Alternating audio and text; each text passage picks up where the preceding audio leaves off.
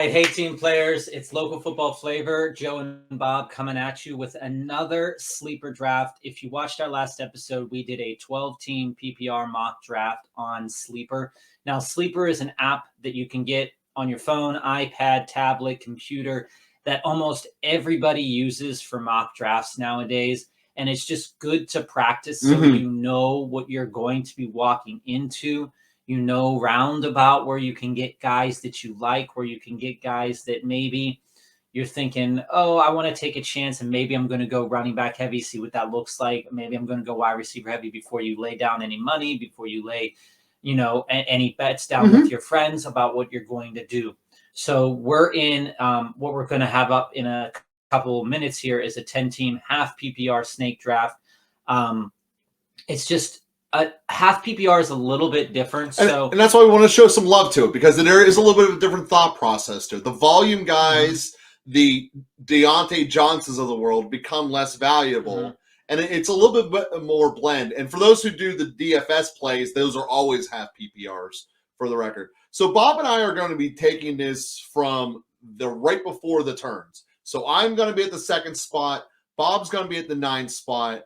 And for Bob, for me, in this mentality as we enter into the draft, obviously the goal is to win this. We're not just doing this to be that guy who says, I take 40 receivers and I don't draft any in precision. The goal is to win this.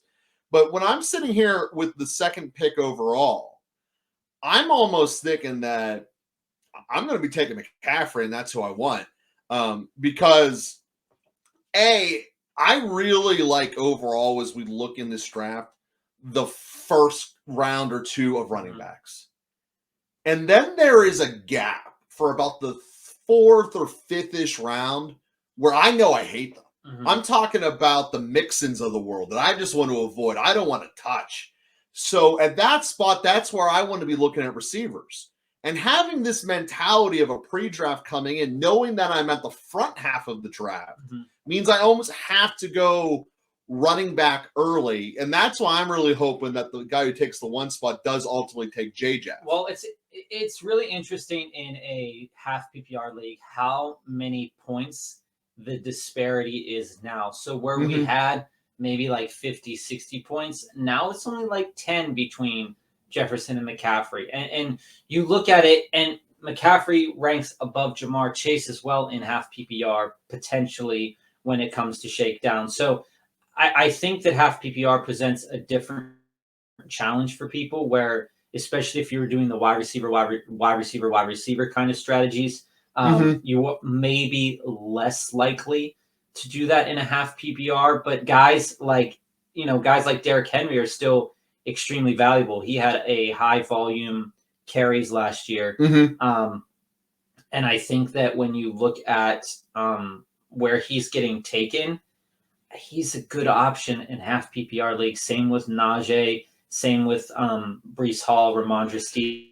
You want the touchdown scores. Yeah, Stevenson is much more valuable in a half PPR than he is in a full PPR because he's not going to catch the ball, but he's a workhorse. This is where the argument for, okay, if you can get Henry, this is a 10-person league. Henry in the 3rd round isn't out of the world of possibility. Here's an interesting get here is that right now on Sleeper's ADP, Breece Hall's 25 and Aaron Jones is 40.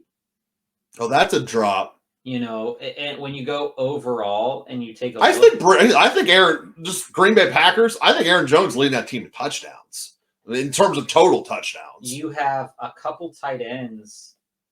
You have 2 tight ends within the top 30 in Kelsey and Andrews.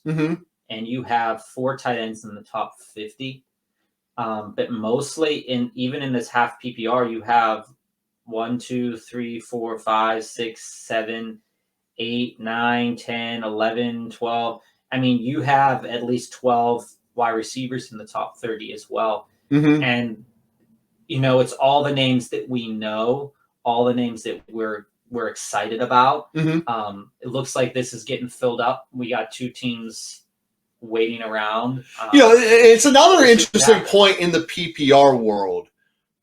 The distance between quarterbacks and the rest of them gets diminished. I still don't think that's a reason to go high upon a quarterback because the depth of quarterbacks is just so much there, and even more so with tight ends, though. I mean, tight ends to me are basically worthless in a PPR, in a half PPR league.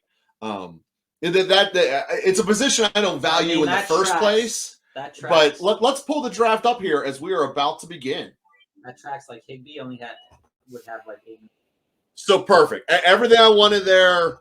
The guy takes J. Jeff, which is pretty chalk. I get McCaffrey, which is exactly what I wanted in the second pick overall. Also chalk. Yeah, it's also chalk. I'm not fighting it's not chalk. But where it gets different for me is I want to take Ekeler. I have Ekeler behind Taylor and behind Saquon. And Saquon's the argument point, maybe there, but I definitely have Taylor as my number 2 running back entering all formats, but especially in the half PPR and standard leagues. Oh no, he's not here. We got a guy who's gone a poop break. Wow, I mean, well, when it just auto picks for you, you'll get there. But the rest of us are here. Hopefully, he returns quickly. Little shout out to Walaxy. That's a company that I hired completely separate. I didn't know anyone would name themselves after it, though. But good company if you're trying to do online marketing. Walaxy. Well, unless I'm reading that wrong. I read it wrong. Well, they're very tiny writing, Bob. I'm mostly going by the pictures. I'm like Peter Griffin. Walaxy. All right. Well, Oh, you want Barkley over Taylor? I think that the way that the Giants run their team, they were running so much last year that I'm going to get both of them. You're getting both of them. That's amazing. At this turn... I might have Bijan ahead of Ekeler, too, by the way. At this turn, getting Barkley and Taylor is, I think, unheard of. I think Taylor's situation is less... See, there's Chubb. And now Chubb going a little bit earlier in this 10-team league, but recognizing that that's a quality selection. It's a quality guy to have on your team. And, I look here, and whenever I'm preparing my first pick on the turn, I always look at the guy I'm pinching. So he started with a wide receiver. So I know in this segment, I'm probably going to take at least one running back. I'm definitely doing it on the first one, just to take the options of him stealing someone off the table. See, now Pollard over Henry, I don't approve of. Not at all. I do like Pollard this year, unlike you, but I think Derrick Henry, if he's still there when you draft. Henry's not going to be the first one I take. My first one I'll take, because I'm assuming he's still going to be here, is going to be Najee. I think Najee Harris is set up for such an amazing season and explosion. He's on the ascending part of his career. That's bold. And at the end of the day, Henry isn't. And this gets Henry and Jacobs and Breece Hall are all part of this group of running backs that I don't want to be a part of. So when this comes back around, especially since it's a half PPR, I'm going to be taking Ramondre Stevenson. I'm taking power volume guys that I know don't have someone who's going to take the ball carriers. And how long has it been in New England? That's a testament to Stevenson that he has been able to turn Belichick into a one running back guy. Jacobs and Henry.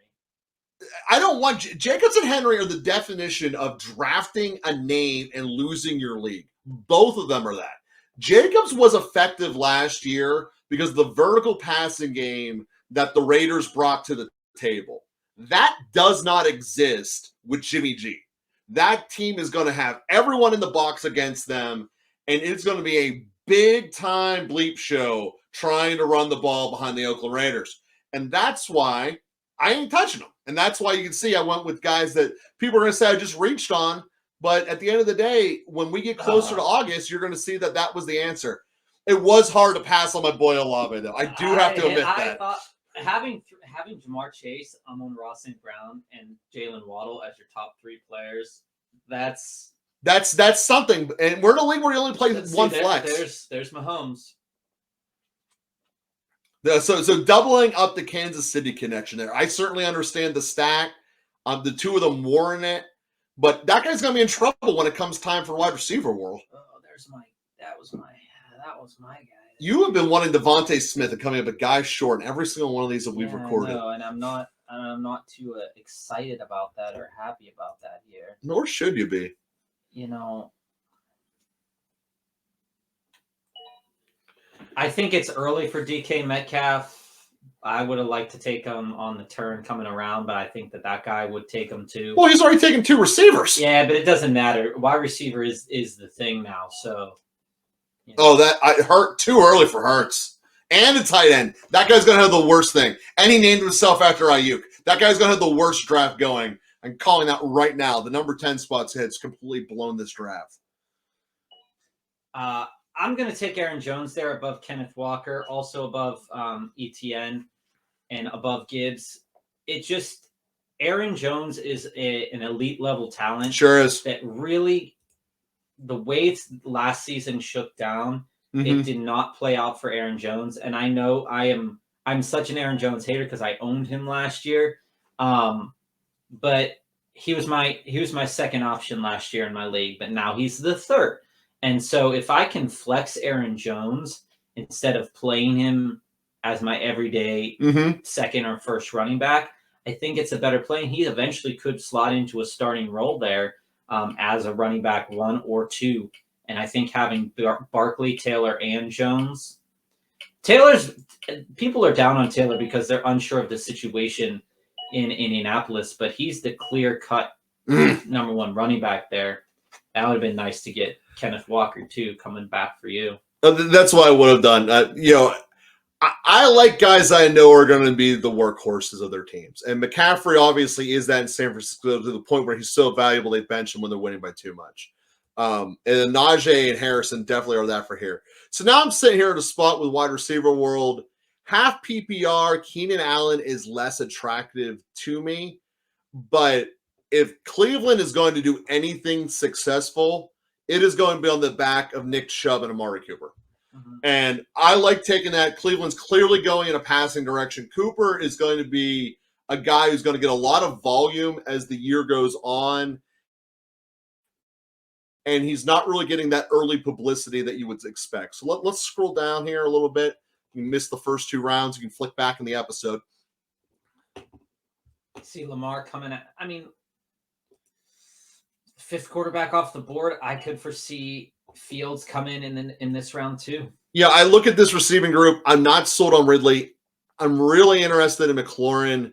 And this is where I'm at right now. I have 20 seconds to do a toss-up between McLaurin or Dobbins. And the reason for Dobbins is, again, running team, high-volume guy. You guys see me take him a lot, but I love him in this group. I have him right there with Gibbs and Walker. You have 2 seconds. And the fact that now I have 4 running backs on the roster, I'm in a league where there's people who have no running backs yet. So when it comes time for negotiations, Dobbins is going to look amazing when it comes time to sell, and this guy doesn't have a starter. There's Fields. And on top of that, we look at some of the things that are going here. Sorry, I scrolled a little bit too far down. We look at what's going on here. His first receiver's Mixon, who may never give you a value. His first receiver's Mixon, or the running back's Mixon. And I could easily see later on doing a trade for Dobbins and Waddle and him essentially being forced to accept it. So people are going to say taking Dobbins there, horrible move. It's really for the sake of there are 2 people in my league that don't have running back depth. I look at the number 10 guy has yet to draft a running back. Prior to that, the guy in the 3rd didn't. Having the 4th is really having the ultimate trade chip in the thing because there's only 2 other guys in the league who have a 3rd. So really, I am I'm the Walmart, but I can set the price. So at the end of the day, I'm going to be able to do it here. And this is the argument I have and Bob, I'm glad you're doing it here, for taking 4 receivers in the top round. 4 running backs. 4 running backs in the top round. Sorry, I keep messing that up. But the truth is, we look at it, we have the volume. We look at the volume receivers or running backs. I'm going to say this correctly once. You look at the volume running backs that are in the draft that aren't on our team. There's Derrick Henry, Robinson, Gibbs, and maybe Josh Jacobs. The rest of the true, and Walker, and the rest of the true volume running backs, of the 12, we collectively have 8 of them. So you look at this, like Miles Sanders and Pierce aren't going to be doing a damn thing for your team. They're going to be half of the time players. They're going to be in situations where they can't really score. They're not going to have leads. They're not going to give you any production. Etienne is a part-time player. Pollard's body type makes him a half-time player. And I look collectively, Bob, and say we stole the running backs of this league. You know, you can make an argument for Henry and Jacobs. Again, I believe they're just names, but I'm really happy with where we're at here. Yeah, there's some chitter chatter happening in the chat here. So yeah, when you look, are they complaining about our running backs? No, when you look at the top 5, you have this year at least you have to come out of the top 5 with at least 2 running backs. I think that the guy who's drafting at 8 with Bijan and Gibbs, doing your strategy there, having Diggs and Devonta, and then Watson as a third wide receiver, and getting Kittle in as the 5th. I think that that's a really good way to go about it. 2 very valuable pieces at wide receiver, 2 very valuable potential pieces there at running back.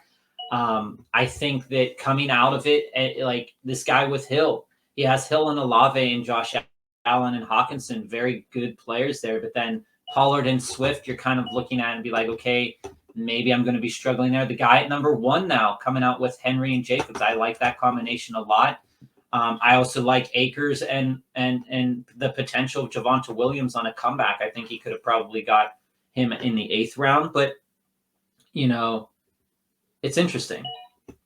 So with those 2 last receiver picks I made there in Judy and Pittman, I took them over DJ Moore, Chris Godwin, and Hollywood. I bring these 3 up because they all have the same similar trap, and they're all kind of rated ADP-wise a little bit higher than Judy or Pittman. But all 3 of them, Godwin, Hollywood, and DJ Moore, are in situations where the quarterback cannot get them the ball. So we look at Mayfield. He might be the best option of the bunch. Moore is a very talented receiver who needs to have the ball thrown through a window. The bottom line is Baker Mayfield wasn't able to do that last year, and Fields is a worse passer than Baker. And we look at the Arizona passing game. I mean, that's a train wreck and a half. They're trying to get the first pick overall. So that's why I lean to Judy, because he's the most talented one in the Denver receiving core. Amazing coach for setting people coming up. And I also believe in Pittman because he produced fairly decently with no quarterback last year. And I do believe that whether even if it's Minshew playing the whole season, the Colts passing game, the Colts overall are going to be vastly better than they were last year and very fantasy friendly. Ooh, taking Kamara. That was more of a pick to upset the other person on the back end there because he needs a running back. Yeah, and I think that Kamara, when we've been talking about, you know, who's going to sit there, and we're probably going to be waiting around for Kamara for a long time. You know, he might not even play this year, but it's just one of those picks in this 7, 8, 9 range that even if he fell off a little bit last year, and even if he's, you know, going to be out. Wait, why did the starter go after the backup? Well, Gibson is very valuable in PPR, but in half PPR, I'm not really 100% sure of the running back situation. Robinson's going to get more carries. Again, he's not getting shot this offseason. He's going to be a great steal. Robinson's going to be a great steal regardless of the format. I have him right in the same ballpark of Pacheco, which are vastly better than White and Jameson Williams and Cook. And we have the chat saying that Wesley's team was the best team here. And I like the wide receivers, but I'm not digging the running backs. He has no running backs. You know, Cook, like I said, Cook is going to get drafted a lot higher when it comes down to it. So I think we'll see what that team shakes down to be. Talking about, is Christian Kirk about to follow me? Yes, he is. That's a no-brainer for me right here. It was hard to pass on Hollywood Brown. I've been passing on him a lot. And as a third wide receiver, in a potential, he's the main guy on a team that may or may not throw the ball. I just don't know. Yeah, I knew. Well, see, here's the thing. When you start with 3 receivers, I knew he was required to take he's required to take him there. Hey, he just took Cook from Buffalo. Has Harris gone yet? No, it's a little bit early. Harris is the one who's the bell cow in Buffalo. Harris's ADP is lower, so he's probably not on people's boards yet. You're up. I am up. A guy that I absolutely love the potential of, but I'm scared to death of as well, is George Pickens. And this all comes back to the Pittsburgh Steelers passing game. 14. They had the worst third quarter offense in virtually NFL history last year. It was the 5th worst ever in NFL history in the third quarter. And it's hard to take a player from that team, but considering like I already have Najee, I'm on the Steelers bus.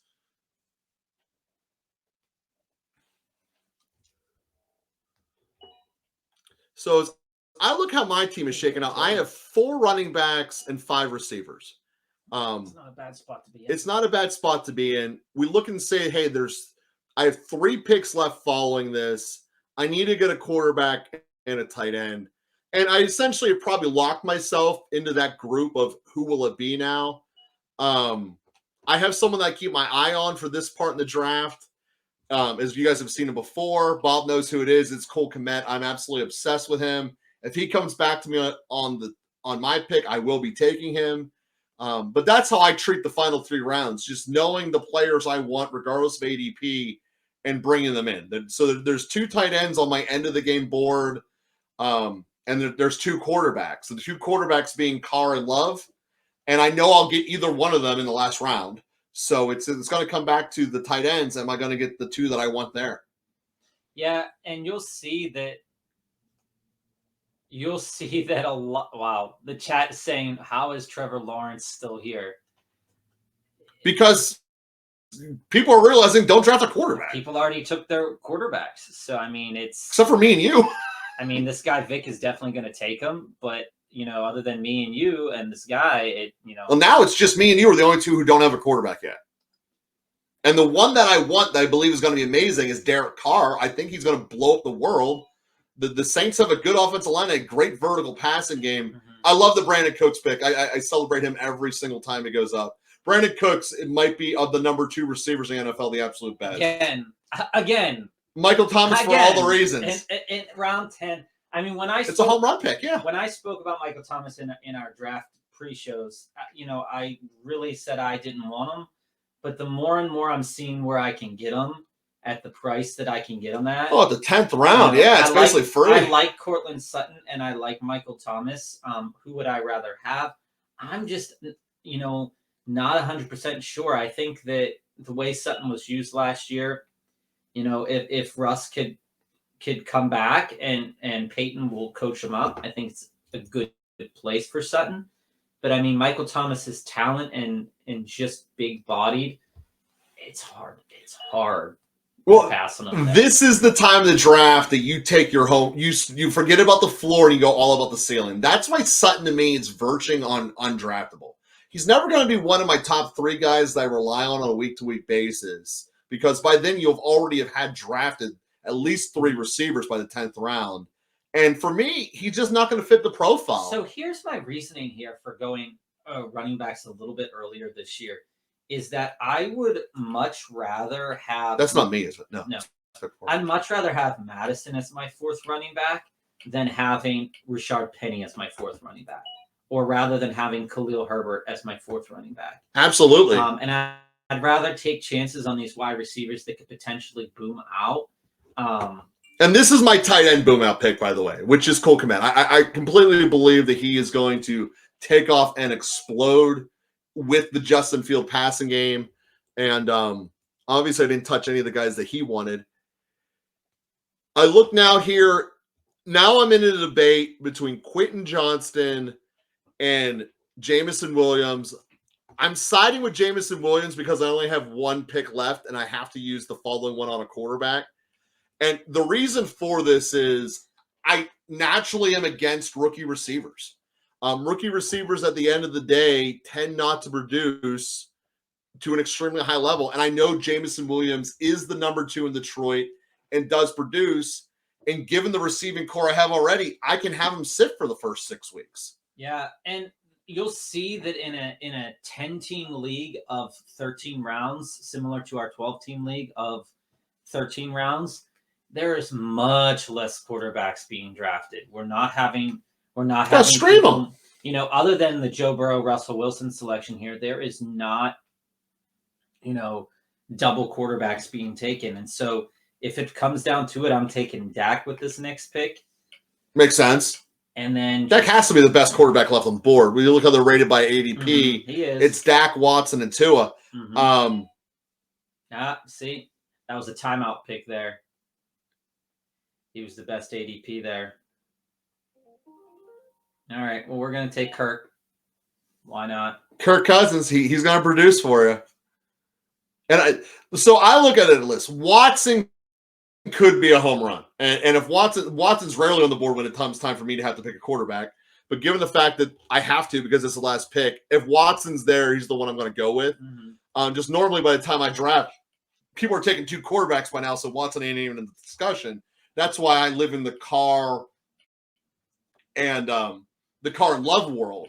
But if Watson's on the board, I will be taking. There's Damian Harris. Damian Harrison is going to give you better results than Jared Cook. If you want a Buffalo running back, you want Damian Harrison. Sorry. Yeah. Damian Harrison, not Harrison. Is the Buffalo running back you want. Damian Harris is the Buffalo running back you need. The Buffalo running back you deserve.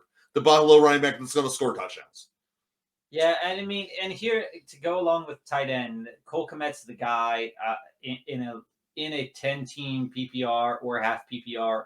He's the guy you want this late. Evan Ingram, go with Higbee. Higbee just in a half PPR just doesn't do much. Yeah, the Rams aren't going to score a lot. That's fair. Akinakwo, I'm pretty sure that they're going to be moving the ball down the field, and Akinakwo has a good chance to be in the red zone a lot. Oh, there went Watson. There's Deshaun. See, now I'm sitting in hell. Oh. So here's the list. Tua, who is undraftable to me because I don't think he'll play the whole season. Rodgers, I can't get inside his head. I'm going to end up taking Daniel Jones because I don't want Geno Smith. Jared Goff isn't there, and Murray isn't going to play the year. So of this tier, it's Daniel Jones without even a question. I would have loved to have had Watson, though. And I think that guy did that just because I stole his running backs earlier. And I appreciate the spite. Quentin Johnston in that round, too. Quentin Johnston's a great steal there at the end. Like I said, I was debating him with Jameis Williams. Had this been a longer draft, I would have been really upset.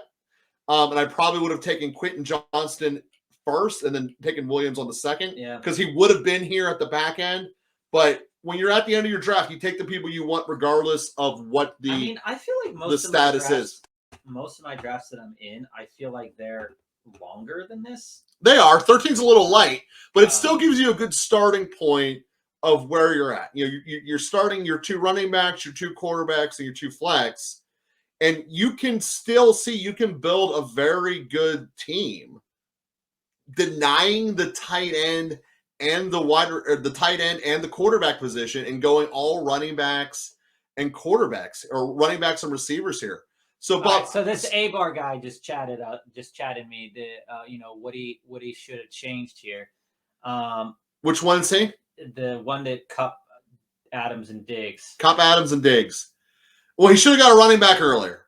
I think that if I were him, Adams is kind of requirement. I would not have taken Kupp in the first round. And I guess this is the time to have that discussion overall. Cooper Kupp is an amazing guy. No one is fighting that. His quarterback is coming off of arm surgery and might not be able to ever throw the ball again. And Coop himself is coming off of an injury. So do I want to play Russian roulette with a 25% chance of success? And that's what I really feel that the Cooper Kupp draft pick is. He's an incredibly high upside guy, but I would vastly rather have CeeDee Lamb than Cooper Kupp. For a ton of reasons. First, Dallas offensive line is incredibly better. Dallas is going to score way more points. And when we look at Kupp, he's a name. And people love names. And obviously in the beginning of the draft, you're dealing with names. But I think that he has a chance of being one of these guys that drains your entire team down because you have a busted first-round pick. I think Kupp is, of the first round that went in this particular draft, I think Kupp is the most likely to bust, followed by Ekeler and Hill. And I think that when we look at all of that, it is the likelihood that all comes back for various reasons. Hill has his own injury risk of the second he loses a step, he is not going to be able to get open anymore. And when his quarterback was hurt, they did nothing in Miami. Both Tua and Hill have already contemplated retirement already, which is never a good sign. And that's why I'm overall very low on Tyreek Hill. And Austin Ekeler, as we've mentioned in some previous episodes, is all about the injuries of those around him for him to step up. If Keenan Allen and Mike Williams would have played the entire season last year, based upon their usage, Austin Ekeler would have been roughly the 12th running back in the NFL. You also have to look at Eckler's stats last year with how disproportionately he scored touchdowns, just off of the charts beyond expectations. And I don't believe that that's sustainable to repeat. And when I look at this draft overall, Bob, I love your first two picks in Saquon and Taylor. It's hard when you're at that back half there not to take those two guys because they're going to be sitting there. And Taylor does have some question marks. He didn't play to his expectations last year. They didn't have they didn't have a quarterback. He got hurt, all this stuff. But I think if you're at the back half of the first round, I think it's really smart to go with two running backs because the deeper you go there, and this has always been the case, that there are titans at wide receivers. Like there are just elite levels in that first, second, and third round at wide receivers. But the talent level to me doesn't dip as much in the wide receiver production category, but in the running back category, it does. Like everybody from the fourth round on, minus Jones and Madison, has a lot of question marks for me. Now, the question marks for Barkley and Taylor are they going to stay healthy? Yes. And, that's nothing, it's something that they've had in the past, but it didn't come up for Barkley last year as much as it did for Taylor. And when you look at what potential teams you could build, when I built my team previously in our other drafting at the higher end of the draft, it's a similar situation. A lot of running backs, a lot of talented running backs are fallen, but like Cam Akers, there's question marks. Joe Mixon, there's question marks. J.K. Dobbins, there's question marks. Connor, Swift, Sanders. All of them, Dobbins has the least. Everything is questionable there. And I would rather be sitting there thinking, okay, am I going to take a question mark in Calvin Ridley and Keenan Allen as my second or third option at wide receiver? Or am I going to take, a known player here? And it allows me to then set up to take a potential boom guy in Kamara in the middle rounds here, where I probably might not take Ayuk, and I wouldn't want to take a chance there on Gibson. I could take a chance on Kamara because he's my fourth or fifth option.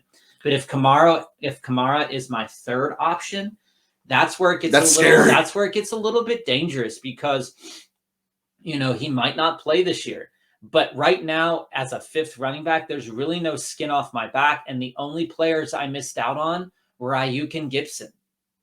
And so I'm not really missing out on much. Yeah, because you're sitting there saying, I'm either going to get Ayuk or I'm going to get Hollywood because that guy's not taking two receivers. Right. And so even Hollywood Brown, like in this round, yes, I could have taken Kirk and Mike Evans, but I am just not certain about the target share in Tampa Bay yet. And I could be vastly wrong about that. And that could really hurt us. But the target share is going to the other team. Baker Mayfield's throwing that ball. Evans and Godwin, they've always had this kind of 1A, 1B supremacy kind of thing happening. And every time I draft, but that was with a vertical passing game. We don't know what it's going to be. And every time I try to take one of those in any league that I'm in, I always pick the wrong one. And so I'm just staying away from that situation. Well, let's address that right now, because with the Tampa receiving course, yes, they're both incredibly talented, right? It really is going to come down to who's the quarterback. Right. Because Baker does not do a vertical passing game. When Evans took off was when they did a vertical passing. Godwin's the underneath guy. So going into the season outright, assuming Baker's the guy, I give a tremendous edge to Godwin as probably being a just target magnet. But again, it doesn't help you in a half PPR. But in a full PPR, there's value in that. We keep saying there's value in taking Hollywood Brown because he's the only game in town, but I just want to. The quarterback situation is a push. I just want to say this though, that even at last year, they were on a team that threw the ball 50 times a game, and they ain't gonna do that again. And Godwin only had 3 touchdowns. It's hard to fight that fact. It really is. Like Mike Evans is sitting there, and how many touchdowns did he have last year? It wasn't a lot. No. He had. Tampa didn't score as many points as they should for having Tom Brady. That's just a fact. Yeah, I mean, he finished with the year with 1,124 yards, which is normal for him, but the touchdowns were just not what we wanted them to be. And so we look and we say, okay, how many fantasy points did he get? Did Mike Evans get with Tom Brady? There were 1, 2, 3, 4, 5 games above 10 points, or 6 games above 10 points. When you look at Godwin and you say, okay, Godwin, where are you coming at here? And you say, okay, Chris Godwin, PPR, good weeks, 15 points, 19 points, 29 points, 22 points, 21 points. The rest were around like 12, 10. So you're taking Godwin and Mike Evans as your third or fourth options as well. You're not going to be super disappointed in them, but my expectations for them are very, very But they're low. not going to get you the home run. And at that level... I don't think as a home run option, there's a good chance that Godwin could be Baker Mayfield's best friend. But I would rather take a chance on someone like Mike Williams. I would rather take a chance on Jahan Dotson. And I'd rather take a chance on guys like Hollywood Brown and Brandon Cooks. Just because I think that Brown, if Murray plays some games, or if he doesn't, the ball's still going to Brown. He's the option there. Cooks, similarly, I think having to be a 1B option in a Dak Prescott-led offense isn't a bad choice as well. And he's a supremely talented wide receiver. And so they're going to have to make some room for him in the lineup. And so I think if you're saying, would I rather have Godwin in the 7th or Brown in the 7th or 8th or Cooks, these are all 4 of those guys are going to be drafted in the same way. And it's just, would you like better? What have you constructed your team to be? I think Godwin and Mike Evans in this position should do fine for you, but I'm not expecting much because I'm really not expecting much out of the Buccaneers at all. And the fact that 3 Buccaneers players are drafted and their quarterback wasn't, that's pretty damaging. When you draft 3 skill position players and you're not even drafting their quarterback. Not even considering it. You know, we don't have a lot of Houston players on here. The quarterback's not drafted. I mean, you look at the quarterbacks here that are still, if you look at the quarterbacks. Although that note, you don't have any Giants receivers taken. If you look at the quarterbacks drafted here, the ones that are undrafted but would be drafted. I don't think we had any Baltimore receivers drafted. Zay Flowers probably was, but I didn't see him. Shouldn't be. So there are 3 quarterbacks listed here where there are 4 quarterbacks listed here where their offensive 5, where their offensive weapons were taken, but not a tremendous amount of them. The only one was Geno Smith, where he had all 3 of his wide receivers taken, but he would be taken in leagues. Aaron Rodgers would be taken in leagues. Jared Goff also taken. Kyler Murray would probably not be drafted due to the injury. And then you have Derek Carr, who would definitely be drafted if this draft went on a little bit longer. But I'm looking here and I'm like, okay, do I want a wide receiver from Pittsburgh? In a PPR, yes. In a standard, probably for not. Johnson, yeah. Do I want Deebo Samuel and Ayuk when I don't know the quarterback situation in San Francisco? Probably not. Definitely not Deebo. Stafford in a standard league, in a PPR league, if the draft went a little bit longer, you'd probably see Stafford get drafted too. You're going to notice that no New England wide receivers were taken. You'll notice that, Devonta Adams was taken and not Hunter Renfrow, but Devonta Adams is just a supreme talent. You'll notice that I've been taking Drake London, and Desmond Ridder wasn't drafted. I don't expect Desmond Ridder to be drafted, but I also don't. I'm not drafting 3 wide receivers from Atlanta. No, you're taking one. And so that's the thing where you are taking 2 wide receivers from a team where that quarterback isn't even being thought about. Yeah, no, that's 100% true, Bob. Which it makes me go a little bit crazy to think that, Carr isn't an afterthought. So supporting Olave, Rashid Shaheed, and Thomas, that's a possibility. Tua, not an afterthought for most people. Aaron Rodgers, not an afterthought for most people. Jared Goff, not an afterthought for most people. And, we're seeing that as per the process here. But New England, Juju Smith, only wide receiver drafted. We're not expecting Mac Jones to support 2 wide receivers. This is the thing that I think that should be worrisome about the Bucs is that situation in quarterback is so could be ever changing because we know what Baker Mayfield can do. We know Baker Mayfield can throw for 40 fantasy points, but we also know that he could do. He can give you a negative. That guy can throw some interceptions. Points as well. And so, how is he going to support Mike Evans and Chris Godwin?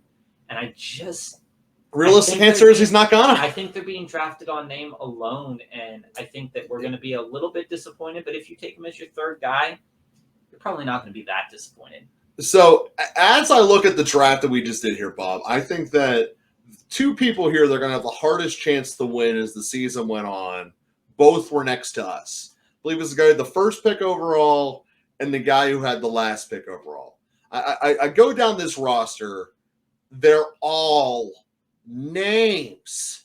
And J. Jeff aside, Henry is on the back end. Jacob's situation is not good. Lamar Jackson doesn't play much. Hopkins, we don't know where he's going to end up, but I doubt that he gets the same volume share and importance of where he was. Cam Akers, half the year fought with his coach, half the year did nothing, and then for 3 games showed up. Javonte Williams will probably never recover from his injuries. Pitts is the biggest name in tight end that doesn't produce. And then we got a rookie name, and then it's just over at the end. Mm-hmm. And I look at the other side. Sure, CeeDee Lamb and Brown, they're good starts. But you give me a tight end quarterback back-to-back, and we don't touch a receiver until we get to Pierce. Pierce isn't a capable starter running back at all. Then he has backup running back up. He's going to end up starting Pierce and Harris in week 3. When you're at the back end of your league, you're going to be tempted. When you're in the middle to back half of any fantasy draft this year, and you are sitting there between 5 and 10 in the 3rd round and in the 4th round, you are going to be tempted by Mahomes, Hurts, and Allen. You can't. You are going to be tempted to take them. And see, his draft fell apart just like the other guy did it. If you take a quarterback and a tight end in the top 4 rounds, it is incredibly hard to salvage a team. It's just a poor strategy for this year. It's not hard. It's impossible. But you have to go after the right players. Now, where he took Keenan Allen, I think he probably was wanted Madison and said, "Yeah, I probably want Madison. There's no other. Do I want to take Sanders, Connor, or Swift? See, probably not. Allen's not the pick I'm complaining with. It's Andrews. Right, I get it. But even if you went that way, even if you picked Andrews, right there, you probably should have taken Etienne, Walker, or Jones. Yes. And then on the comeback, if you wanted a tight end still, you probably could have ended up with Kittle. Which there's no real tangible difference. I mean, Andrews was a league leader a couple of years back. So I'm not completely. Okay, I'm going to pause on Andrews. I'm not going to completely write it off. I do want to caution people is that when you have Mark Andrews, his value is tied to Lamar Jackson. Yes. So if you think Lamar will play a full season, Mark Andrews is going to be a really good option. But remember, Mark Andrews has gotten older as well. Well, this is the bigger problem. He has his own health things as well. True. And so when you are taking Mark Andrews in the 3rd, 4th round, you are now basically telling your draft and telling everybody and telegraphing for everybody that you're drafting around that I'm going to have to get my running backs and wide receivers. And so if you're at the turn, that gives the 9th person and the 8th person the opportunity to get the continual drop on you as the draft goes on. Which is what you guys did. And you are going to look at this. Every time you're going into him, you took Madison, you took Kamara, you took, so it's like you're going into. You are going to hate yourself. Yeah, you're in an undefensible position. It's an undefensible position, and it's one that you really, really don't want to be in. We're doing the next one. We're both going to be in that spot. Yeah. And we're going to build a draft around there. Because it can be the hardest spot strategically to attack a draft. It's the best spot. I would argue it's the worst. I have seen teams in the 11th and 12th. On the turn. Here are the league winners in the league that I've been in. 1st, 2nd, 3rd, 4th. If you have the 1st, 2nd, 3rd, 4th pick in the draft, you have won a league. And if you've had the 11th or 12th, you have won a league. Everybody from 5, 6, 7, and 8 have not. Well, to me, the problem, and I want to finish Andrews here real quick. Andrews put up all of those numbers for those years. Yes, incredibly Lamar dependent. But the other element that people ignore like crazy, he has never had to fight for volume share from any receivers. That's true. Since Hollywood Brown has left. That's true. And now they brought in 2. Even when Hollywood Brown was there. Yeah, because Hollywood got hurt a lot. They brought in 2 basic divas who demand the ball be given to them at all times. Andrews is not a top 5 tight end this year. He is a name. Yeah, and when you pair, I'm not knocking the Hurts pick. If you want to go quarterback, no, I'm not knocking that especially either. When you pair him with Brown, I think that's a really good option there. But taking a tight end outside of Kelsey in the top 4 rounds of the draft this year is going to really put you in a bad position. And I think that even Hawk in the 5th, it's a good pick, but it's an unnecessary pick. It is unnecessary. Knowing that he's productive and he's going to continue to be productive. How much difference is between Hawk and Waller? I think it's going to be a big difference because I don't think Waller's going to play. I think Waller's going to be hurt a lot. Hawk's going to be hurt a lot too. I don't think so. I think Hawk's always hurt. I think Hawk's going to play. But for the same reason, if I was the guy that took TJ Hawkinson in this fifth spot here, I could have had Hill, Olave, and Ridley, or I could have had Tony Pollard and Madison as my 2 running backs and then come around, and I wouldn't have been forced myself to take Swift, and I could have taken Jerry Jeudy or Cam Akers, and then on the backside still take Isaiah Pacheco. And I think that team would have been a little bit better, particularly thinking that he took 2 tight ends. So this team could have been Hill, Pollard, Olave, even Josh Allen, I think, was a little bit early. I think, you go Kenneth Walker, come back around, you have the chance at Justin Herbert. So you could be looking at a team of Hill, Pollard, Olave, Walker, Herbert, come back around, and you take Jerry Jeudy, and that team's looking to be a little bit better just at this point in the year. I'm not saying anything wrong about Allen, but I'm just saying you went and you drafted, a quarterback late anyway. So why take Allen that early if you're going to go and do something like that? Because that team would be a lot more complete. Again, if you don't take the quarterback and you take the tight end, that team over there, the Vic, I think that team shaped out a lot better. Taking Trevor Lawrence lower, but I just don't think those 3 running backs are going to. Robinson, I think, is going to be productive. Gibbs, I think, is going to be productive. Gibbs will be. But I think you needed to land yourself another running back in that situation, regardless of, I don't. It's hard coming out with just 3 running backs, to your point. Yeah. So first off, Bob, is there any other final thoughts you have about here? I just give you all love. I love your draft.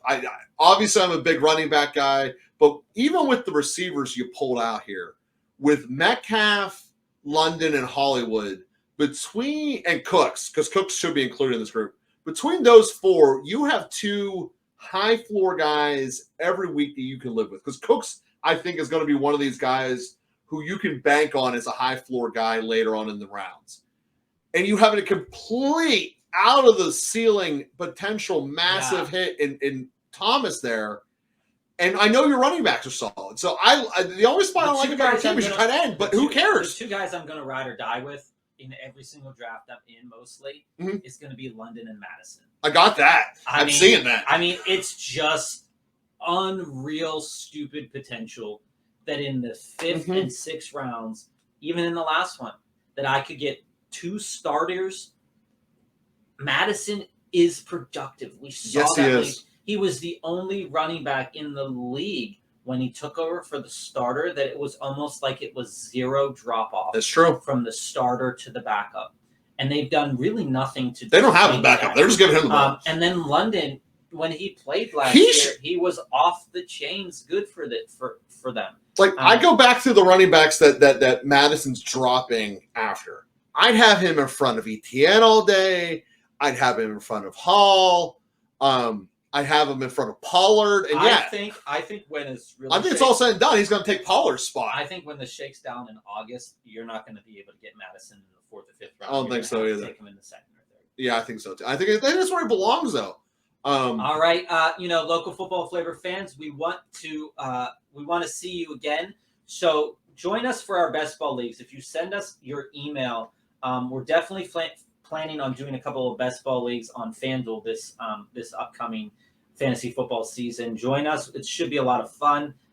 You can talk some trash. You can tell us, hey, you don't know anything about fantasy football. But I think that overall, that we'll be learning a lot from each other as the year goes on. So get at us. Send us your email address. You're gonna know all our picks. You're gonna know who we like right off the bat.